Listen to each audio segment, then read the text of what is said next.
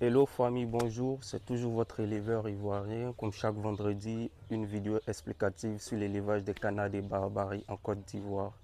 Avant de commencer cette vidéo, laissez-moi vous souhaiter une très bonne et heureuse année 2026, en particulier à tous nos éleveurs ivoiriens. Encore le temps de souhaiter joyeux anniversaire à mon père biologique, M. Kwasi Nyamien Charles. Merci pour tout ce que tu me donnes comme stratégie en élevage, et aussi à notre présidente de la Fédération des acteurs du domaine animalier de Côte d'Ivoire, Madame Adja Annabelle. C'est une dame déterminée pour tout ce qu'elle fait pour le domaine animalier en Côte d'Ivoire. Je lui dis encore merci et joyeux anniversaire. Aujourd'hui, le thème c'est comment gérer mes canetons en phase de prédémarrage. Pour mieux comprendre, reste branché jusqu'à la fin de cette vidéo. Déjà, il faut savoir que la période de prédémarrage chez les canards des Barbaries dure 14 jours. Durant ces 2 semaines, il faut être aux petits soins de vos canetons. Déjà, la première des choses, c'est le chauffage. C'est la température, c'est-à-dire le chauffage de vos canetons. À la première semaine, la température doit être située entre 32 et 28 degrés. Les 2 premiers jours, vous devez obligatoirement avoir 32 degrés. Et on régresse au fur et à mesure que les jours passent. À la deuxième semaine, la température doit être située entre 28 degrés et 26 degrés.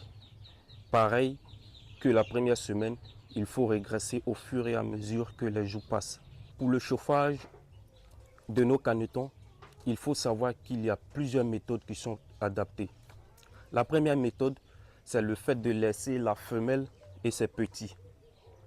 Ça, généralement, les éleveurs qui n'ont pas beaucoup de canetons sous la main préfèrent appliquer cette méthode-là. La deuxième méthode, c'est l'utilisation d'un fourneau en fer. Vous pouvez vous-même fabriquer ce fourneau. Vous trouvez un pot de peinture que vous allez perforer et c'est à l'intérieur que vous allez mettre du charbon. Le fourneau se positionne comme ça. Vous allez chercher au moins 2 à 3 briques que vous allez superposer et placer le fourneau en hauteur. Assurez-vous que cela est bien équilibré pour éviter que ça tombe dans le copeau de bois. Vous pouvez même positionner une feuille de tôle sur les briques et placer le fourneau dessus. La troisième méthode, c'est l'utilisation d'un radiant à gaz. Comme vous le voyez là, vous allez le positionner comme ça, à environ 1 mètre au-dessus du sol. C'est cette bouche-là qui va permettre à l'espace d'être chaud. Les canetons auront le temps de se promener et lorsqu'ils vont sentir une légère fraîcheur, ils viendront juste se coucher en dessous. Évitez de mettre au-dessus de l'eau, précision. Lorsque l'eau chauffe, les canetons ne boivent pas. Évitez aussi de mettre au-dessus de la nourriture. Parce que lorsque ça sera très chaud, en votre absence, les sujets ne vont pas manger. Donc mettez à un endroit où vous savez qu'ils finissent de manger et lorsqu'ils ressentent la chaleur et la fraîcheur, ils viennent automatiquement se coucher en dessous. Pour le chauffage des canetons, vous n'êtes pas obligé d'avoir un espace comme celui-là. Mais pour ce genre d'espace, c'est 1 mètre carré pour 20 à 25 canetons la première semaine. Et à la deuxième semaine, c'est 1 mètre carré pour 20 à 15 canetons. Il y a aussi la possibilité de vous faire confectionner des cages pour ceux qui ont pour habitude de voir les cages de lapins, les mêmes types de cages. Vous vous faites confectionner ça avec une bonne dimension pour permettre à plusieurs canetons d'être dans cet endroit-là.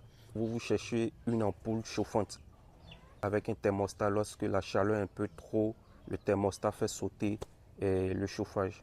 C'est-à-dire il coupe le chauffage. Pour la litière, vous avez le choix entre utiliser du copeau de bois ou le bal de riz. Le bal de riz, c'est la peau de riz qu'on retire et on utilise pour étaler dans la poussinière. Fois on parlera de l'eau. L'eau doit être servie dans des abreuvoirs pour des sujets premier âge. Il faut s'assurer que l'abreuvoir n'est pas trop creux. Pour le mesurer, on utilise le petit doigt comme ça. Vous mesurez comme ça. Lorsque ça dépasse le petit doigt, c'est que l'abreuvoir est un peu trop large. Et dans cette position, quand ça dépasse le petit doigt, c'est que l'abreuvoir est trop creux. Il faut éviter les abreuvoirs trop creux, trop larges, parce que les canetons se baignent beaucoup. Les canetons se baignent beaucoup, donc on évite tout ce qui est noyade. pour éviter de mouiller la litière, on positionne une palette en caoutchouc de ce genre sur le copeau de bois. Et sur le copeau de bois, vous allez placer l'abreuvoir comme ça. Les canetons mouillent beaucoup la litière parce que lorsqu'ils boivent, ils ont tendance à se nettoyer avec l'eau. Donc, retirez tout ce qui est litière mouillée autour des abreuvoirs parce que c'est là que se développent les coccidies.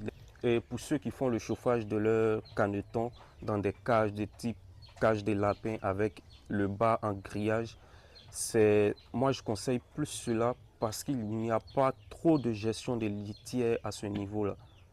Et pour la nourriture chez les canetons, doit être servi dans un plateau de ce genre pour permettre aux canetons de facilement entrer, manger et ressortir. Donc l'aliment des canetons au prédémarrage doit être riche à 18% de taux de protéines, avec des grains qui permettront au sujet de facilement manger. J'espère que cette vidéo t'a plu. On se donne rendez-vous vendredi prochain. Et pour toi qui vois la première fois ma vidéo, abonne-toi, commente et partage. Merci.